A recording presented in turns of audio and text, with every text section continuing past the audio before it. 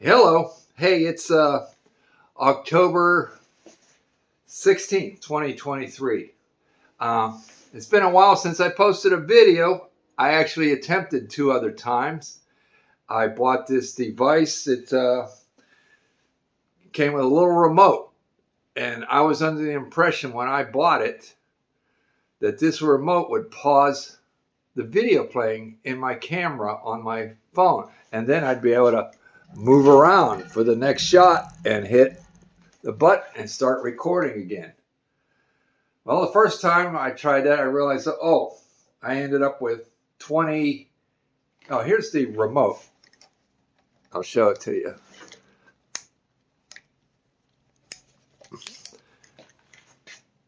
I ended up with 20 1-minute videos, basically. And I thought I was recording a long video with pauses. I thought I was recording a 20-minute video with pauses in between and resetting the camera. And I thought, okay, well, I was hitting this button and I'd hear it doo-doo from the phone. I thought, okay, it paused. I'd reposition. And I'd come around and I'd hit the button again. Doo-doo. Okay, it started recording again.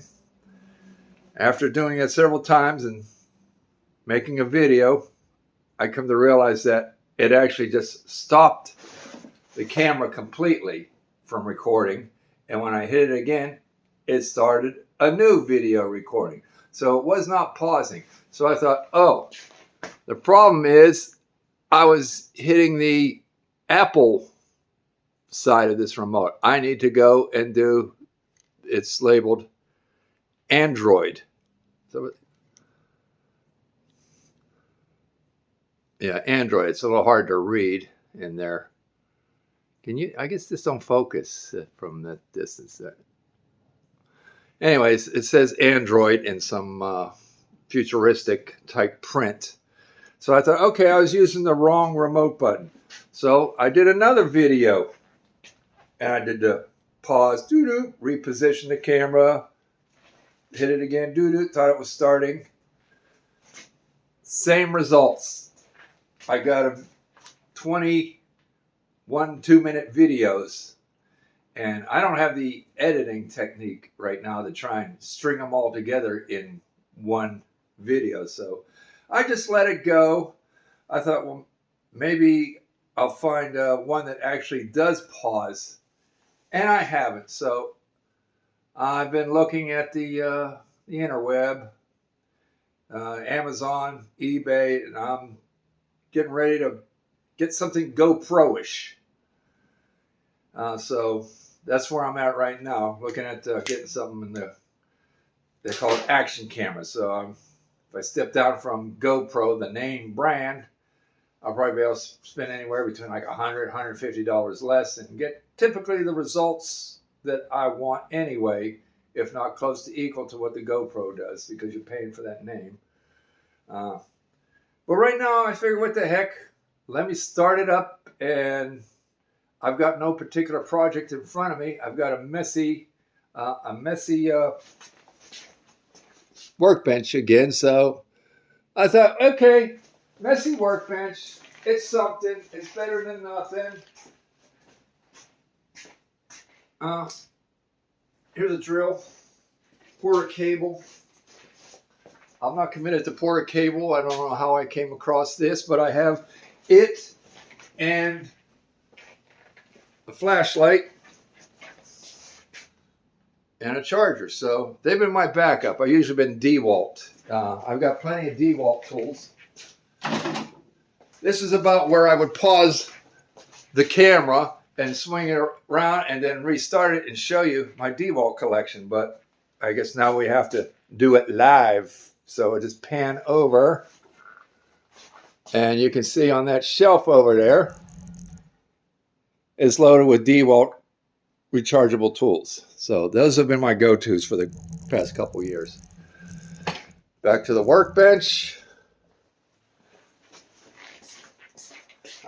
Was at a estate sale on Saturday, and the nice thing about this estate sale was I looked on my 2 garage selling apps. It wasn't on either one of those, and I looked on Craigslist and it wasn't on there. And the only reason I knew about it is my son works in the neighborhood and he saw the signs posted on telephone poles and alerted me to it. So it was good to be a picker at that one because the competition probably wasn't as great as it had been properly posted. But this is one thing I picked up. You know, I just thought it was cute. I don't know if it's got any real value. It's a space heater. At a glance, it looks like some kind of dispensary thing, but it's some kind of space heater. Yeah, it's probably getting to be darn near 100 years old if it isn't already. So I got that. It was filthy. I cleaned it up. It's a conversation piece. I don't expect it to be worth much money, but you're dealing with secondhand Dan, so sometimes I just buy something that I like, and I'm not necessarily looking to flip it. Also at this sale, I got the fire truck. It's in pretty good shape. It's missing the ladders. I mean, a lot of them are, but what's here, there's not any heavy damage. A little bending in the ladder here and there. But there was, when I initially got it, separation right in here on both sides. Where, I don't know, somebody had stepped on it once upon a time, but I had to pull out the few tabs that were still attached because a lot of these were unattached. In order to line it up again, I had to pull out, I think it was these two and those two, so I could line it up and get those back together again. And I did that, cleaned it up. On this, I should be able to get some money for.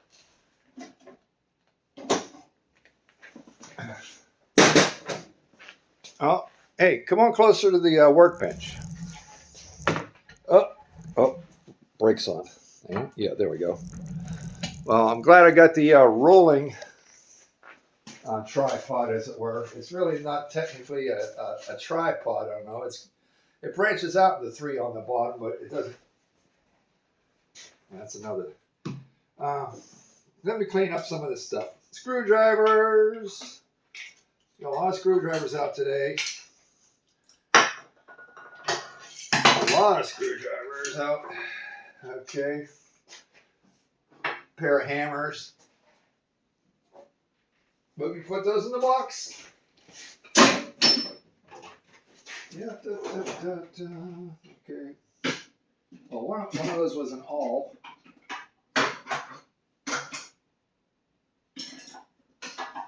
Belts on the Phillips side, slotted on the slotted side, all goes in the old drawer with, oh, excuse me while I pick this stuff up. Funny thing was, I got a 5-gallon bottle. It had a lot of pennies in it. Let me show you the bottle. It's in the other room.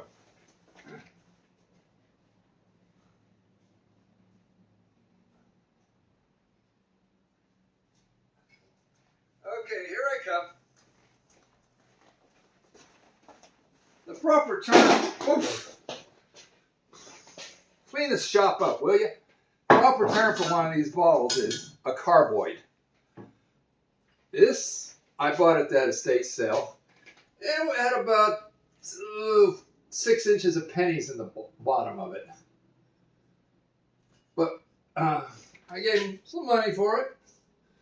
But what I really like about it is this bottle is the embossment on it.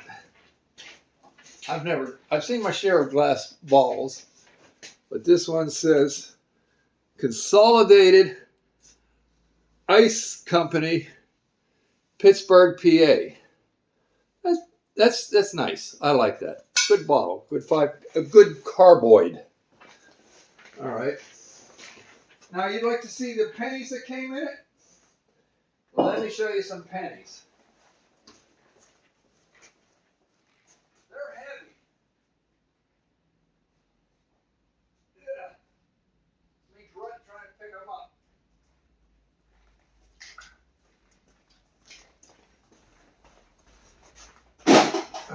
I'm going to move that toll box now. All right. Here I have what's considered a dough pan. I used to work the bread dough back in the day before bake it in their oven. Well, these are the pennies that were in that bottle. There is about 35 pounds of pennies right here. That's a lot of penny collection. I mean, I found maybe, 3 dimes and 2 nickels in the mix, but what's not so special about these pennies is most of them are the good copper ones. There are no wheat pennies, or wheaties as I like to call them. Out of all these pennies, there's not a single wheatie in here. I mean, I didn't stare at each one, but it's pretty obvious there's no wheatie pennies in here. And wheatie pennies, you can resell them by the pound easily on eBay. But even this, there's like 35 pounds. There is a market. I can definitely make more than face value if I went and took them and poured them in the Coinstar machine. You get less than face value because they want to keep a percentage. So I'm going to try and run them up on eBay and see what happens there. Let me pick the toolbox up over here I keep tripping over. This is when I'm trying to put a few tools in for my son Kenneth. Because sometimes I'm over his house helping him work on something and he doesn't have the tool that's needed for the job. He's not a tool guy. I mean, he appreciates a decent tool a little bit, but he's not a fanatic. He's got his hammers, screwdrivers, a couple sockets, a couple wrenches. Here's something that came from that estate sale. The old car horn.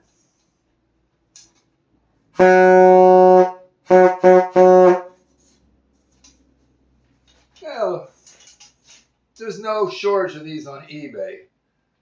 So, but it's worth something. Get these pennies out of the way. Try to clean up some more of this workbench, knife, file. I mean, you're a tool guy when you got a pair of pliers that looks like this.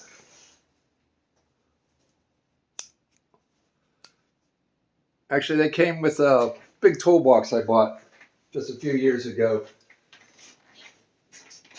I'm glad I have them. I needed them to work on that fire truck the other day.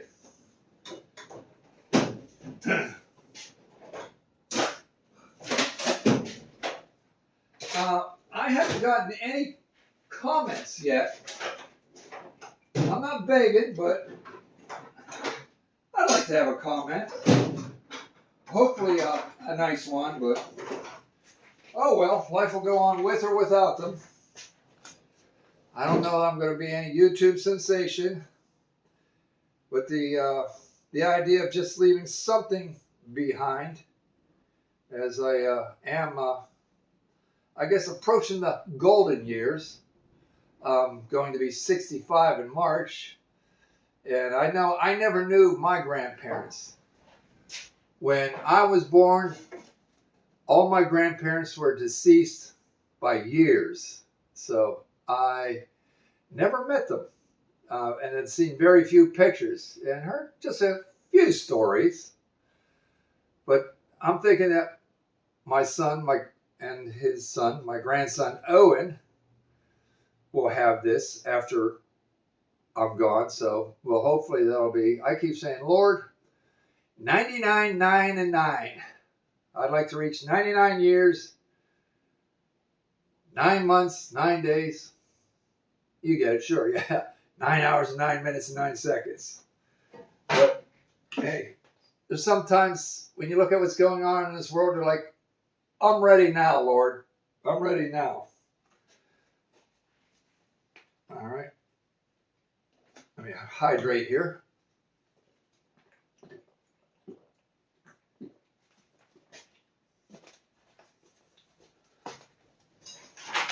Okay.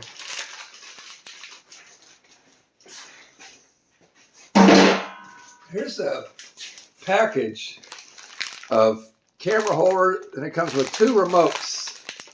And I accidentally ordered double, so that means I got 4 holders and 4 remotes.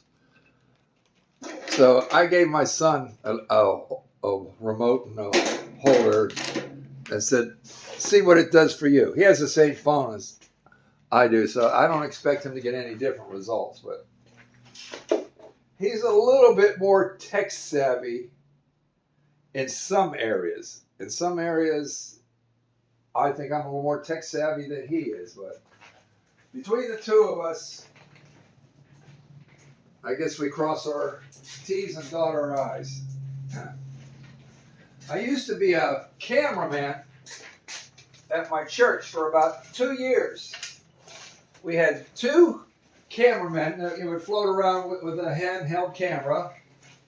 And then I think we had 1 camera mounted in the ceiling. And then there was another camera on a tripod in the back with another operator.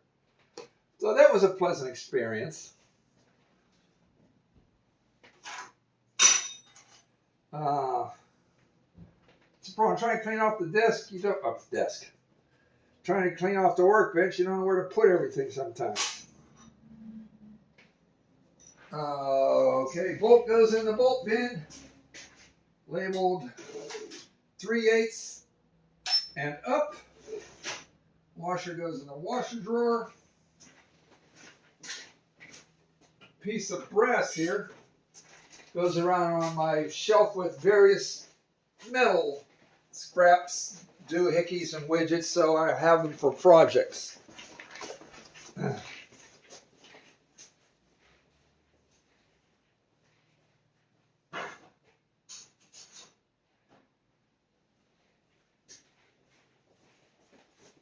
Now, what I said about this camera situation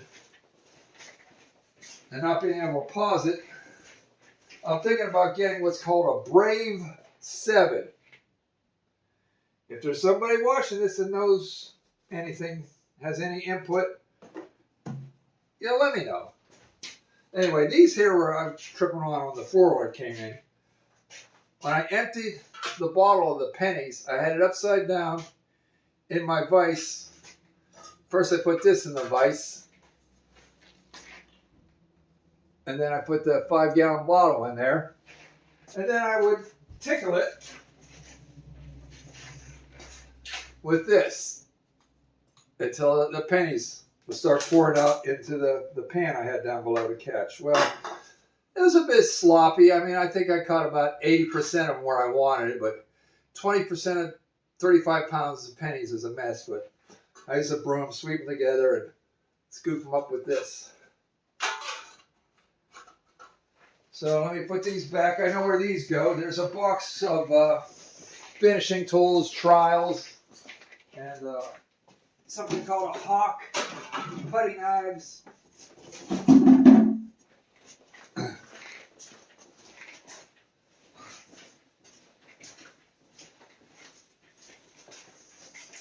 I could show you something else I bought at the estate sale. Why not?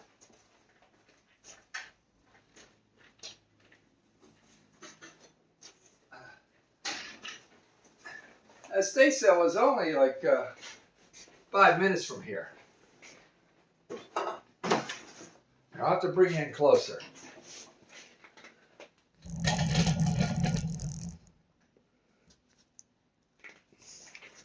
Now, this is what's largely known as occupied Japan, or just straight up Japan.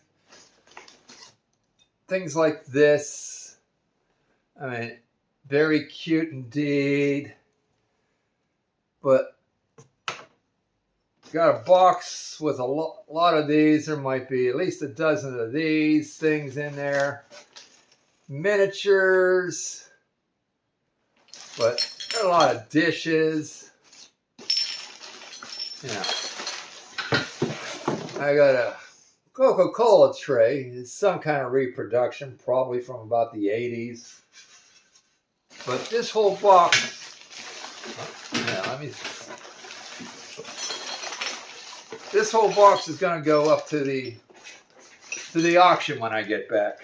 It'll go up to Rogers, Ohio, because I don't have time for this little nitpicky stuff, and the market isn't that big on it. But there's some people who still love it. they're welcome to it. Now, I've got a better box.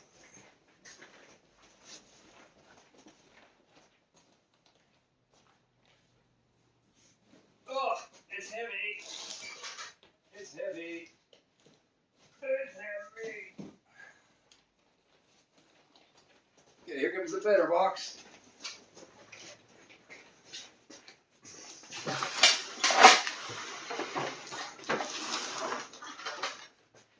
Okay, I get this off. It takes up too much space right now.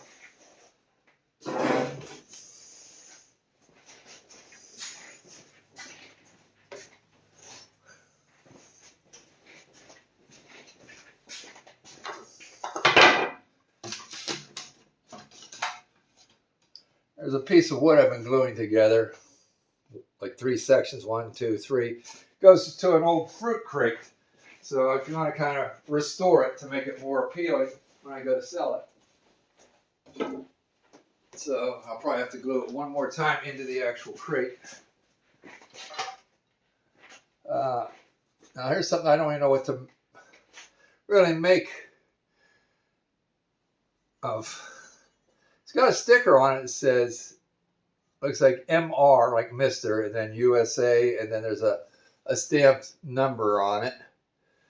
But I can see it's got a hole in the back of it, so I guess you can put it on your train layout or Christmas layout. But you know, it doesn't look very Christmassy typically. But this did not come from the sale, at least not that sale. Okay, another house. This is a water wheel on it. It's actually got people in it.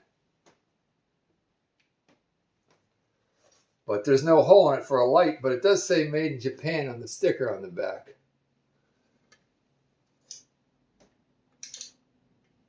Winds up. Come on. Ding. Probably from inactivity. Just let it sit there and maybe it'll start to loosen up. But yeah, I'd probably sell the houses as a pair to someone that's into such things. I can put my glue bottle away.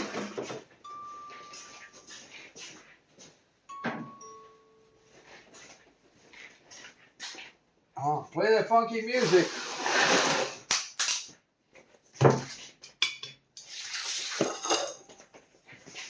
Okay. I really haven't been through this box from top to bottom, so who knows what we're going to find in there.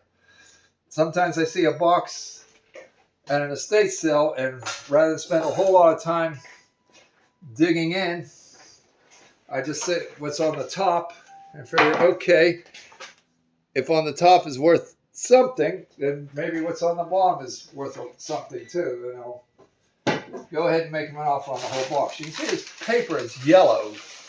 That's how long it's been wrapped. What's the date on it? 2007.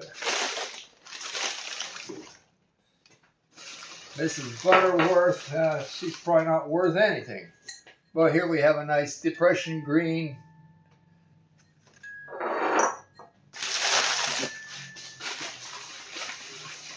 There we go. I think it's one of the things that caught my eye. The divided dish. I think they call these luncheonette plates. That's depression. This will probably go in my other box that says going to the auction. Let me lean over and put that in there.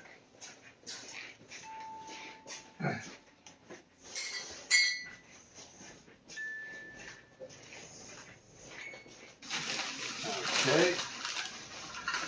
There we go. Happy New Year. It's an old sound effect from a Saturday morning cartoon. Is that a chain? Yeah. It's really hard to see it, but those are vintage Japan. Those noise makers. Here's another green depression. It's got a square base. That's a little rare. Okay, Nippon plate. Another Nippon plate that matches. I do not like plate settings. I mean, I don't have anything against them. They just don't do anything for me. Okay, this is amber depression.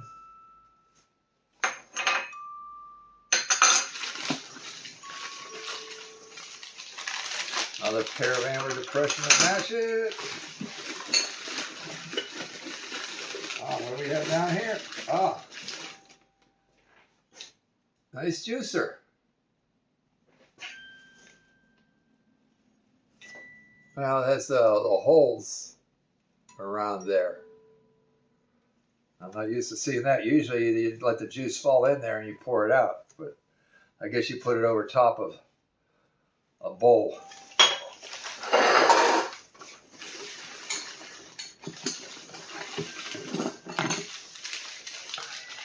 Okay, that's another square depression, sherbet glass. Another square sherbet glass. Another square sherbet glass.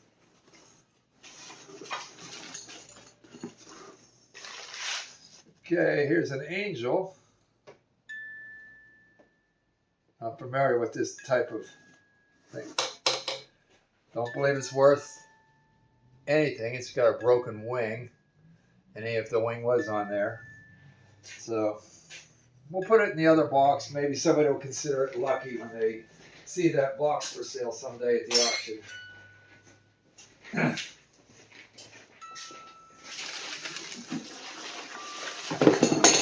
Oh, gotta be careful. Be careful. What's in here? Oh.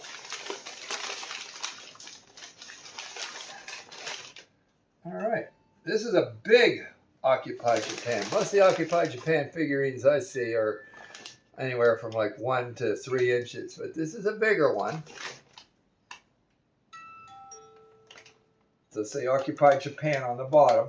And it was marked Occupy Japan because after the war was over, World War II, we occupied it. And that was a stipulation that I guess that they could start up certain factories and stuff like that and export stuff again, but it had to be marked Occupy Japan.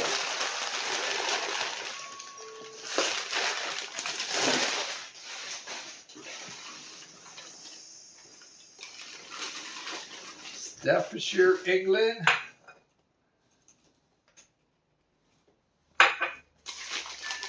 There's a match to it. Okay, is this a teacup? Ah, depression, green. Another